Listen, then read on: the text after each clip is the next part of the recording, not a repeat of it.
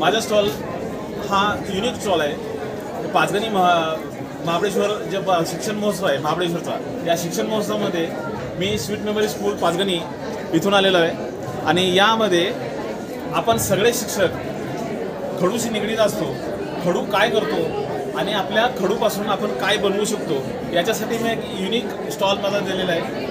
मी हे खडू जे आहेत हे नखानं कार्विंग केलेले आहेत आणि याच्यावरती या थंब पिननं त्याला डेकोरेट केलेलं आहे। मी जास्तीत जास्त हे दोन जे वेस्ट मटेरियल आहेत, थंब पिन आणि हा स्क्रू, या व्यतिरिक्त कुठलंही स्टूल वापरत नाही आणि या व्यतिरिक्त हे अप्रतिम कला ही आपल्या ह्या स्टॉलवरती दाखवत आहे। ही कला म्हणजे आपण आपल्या विद्यार्थ्यांना त्यांच्या सर्वांगीण विकासासाठी, त्यांच्या सृजनशील विकास घडवण्यासाठी मी ही कला डेव्हलप केलेली आहे। मला असं म्हणायचं आहे की सगळीच मुलं शाळेमध्ये हुशार नसतात आणि सगळीच क्रिएटिव्ह माइंड नसतात।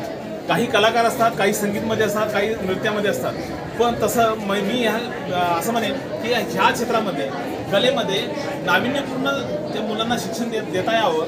मुलं ही कलाकार झाली पाहिजेत। मुलं कलाकार असतील तर ते उत्कृष्ट असे ऑलराऊंडर शिक्षकाच्या हाताखाली एक चांगले कलाकार घडू शकतात। तसं मी ही जी कला आहे या कलेमधून भरपूर काही बनवलेलं आहे। हे याला गोल शिल्प म्हटलं जातं, राऊंड शिल्प म्हटलं जातं आणि दुसरं येतं हे उठाव शिल्प। ज्या मुलांना नख नाहीत त्यांना असं रिलीफ आर्ट उठाव शिल्पमध्ये केलं जातं। पण खडूपासून काय बनतं तर खडूपासून मी मायक्रो बैलगाडी बनवलेली आहे, जी माझ्या तळ हातावरती पण मला दिसू शकते। याचे दोन्ही चाकं चालतात। याच्या व्यतिरिक्त आपल्या शिवराय महाराजांना, आपण शिवाजी महाराजांना जसं म्हणतो तशी तोप एक बनवलेली आहे। जवळजवळ 150च्या वरती वेगवेगळ्या वस्तू मी खडूमध्ये बनवलेल्या आहे। तुम्ही कल्पनाही करू शकणार नाही अशी साखळी खडूमध्ये बनवलेली आहे।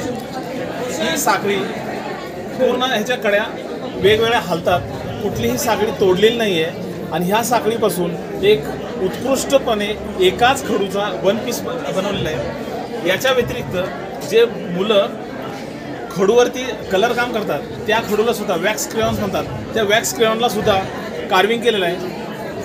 अशा तऱ्हेनं विविध आकार त्या खडूंचे केलेले आहेत। उठाव शिल्प असो, गोल शिल्प असो, अशा मूर्ती सुद्धा खडूवरती कोरलेल्या आहेत। जवळजवळ 150च्या वरती वेगवेगळ्या वस्तू मी खडूमध्ये बनवल्यात।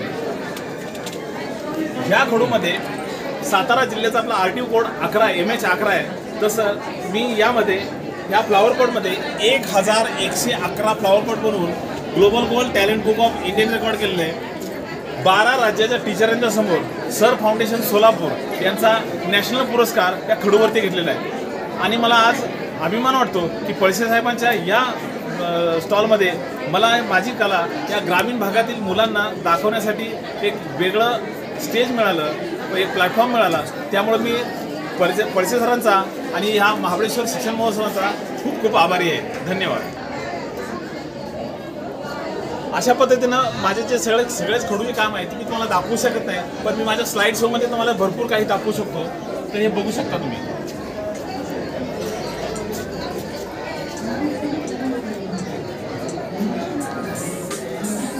PPT प्रेझेंटेशनमध्ये माझ्या पूर्ण खडूचे भरपूर नमुने तुम्हाला पाहायला मिळतील।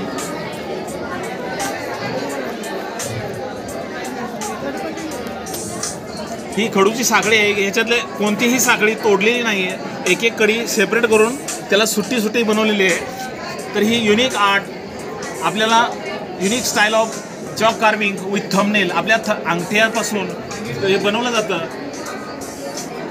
याला आपण मराठीमध्ये हाताच्या नखापासून अप्रतिम खडूकलेचा विकास असंही म्हणू शकतो। असे मायक्रो आर्ट आपण सगळ्यांना दाखवू शकतो। मुलं याच्यातून चांगल्या प्रकारे घडू शकतात। जी मुलं कायम 24 तास मोबाईलवर बसतात, ही मुलं ह्या कलेपासून कमीत कमी घरातले 2 तास या कलेसाठी दिले तर ती मुलं मोबाईलपासून 101% बाजूला राहू शकतात। त्या पद्धतीने भरपूर मायक्रो आर्ट आपल्याला पाहायला मिळू शकतं।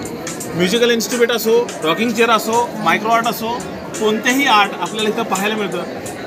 आणि विशेष म्हणजे यासाठी कोणत्याही मुलाला आणि की कुठलं काही साधन विकत घ्यायची गरज नाही।